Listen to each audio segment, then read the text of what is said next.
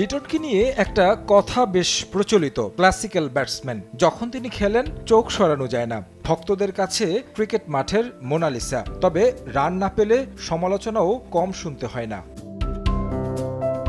সাদা পোশাকে খেলাটা বেশ উপভোগ করেন ডানহাতি ব্যাটার। আয়ারল্যান্ডের বিপক্ষে প্রথম টেস্টে ব্যাট করার সুযোগ হয়েছিল এক ইনিংসে। 60 রান এসেছিল তার ব্যাট থেকে। ঢাকা টেস্টটা বিশেষ মুশফিকের কারণে। বাংলাদেশের প্রথম ব্যাটার হিসেবে খেলছেন শততম টেস্ট। সেঞ্চুরি দিয়ে মাইল ফলকের ম্যাচ রাঙিয়েছেন মুশফিক। একাদশের আরেক উইকেট কিপার ব্যাটার লিটন কেন পিছিয়ে থাকবেন? প্রথম দিনে ৪৭ রানে অপরাজিত ছিলেন এলকেডি। দ্বিতীয় দিনের সকালে মুশফিকের সেঞ্চুরি তুলে নেয়ার পরের বলেই ৪ হাঁকিয়ে পূর্ণ করেন 50।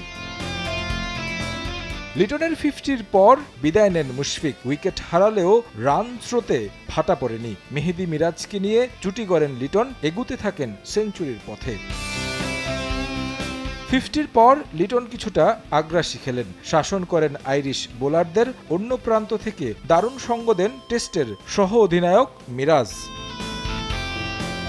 নার্ভাস 90-তেও খুব একটা বিচলিত ছিলেন না। সেঞ্চুরির জন্য অন্যরা যখন ১-২ রান করে নিয়ে খেলেন তখন তিনি হাঁকিয়েছেন ৬। ৯১ থেকে ৯৭ হয় তার রান। এরপর ৪ মেরে উদযাপন করেন সেঞ্চুরি। ২০২৪ সালে রাওয়ালপিন্ডির পর আবারও শতকের দেখা পেলেন লিটন। উইকেট কিপার হিসেবে চতুর্থ, আর আয়ারল্যান্ডের বিপক্ষে যা প্রথম।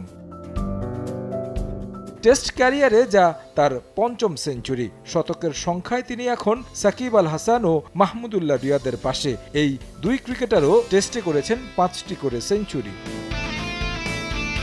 লিটন টেস্ট ক্যারিয়ারে ছুঁয়েছেন ৩,০০০ রানের মাইল ফলক। ঢাকা টেস্টের প্রথম দিনেই ছুঁয়েছেন সেই মাইল ফলক। বাংলাদেশের হয়ে সর্বোচ্চ রান সংগ্রাহকের তালিকায় পঞ্চম স্থানে উঠে এসেছেন লিটন। তার উপরে আছেন মুশফিকুর রহিম, তামিম ইকবাল, মুমিনুল হক আর সাকিব আল হাসান। শতকের পরও লিটন খেলছিলেন দারুণ ছন্দে। মিরাজকে সঙ্গে নিয়ে গড়েছিলেন শতঊর্ধ্ব জুটি। তবে তাকে থামতে হয় ১২৮ রানে। তারেক হাসান শিমুল, সময় সংবাদ।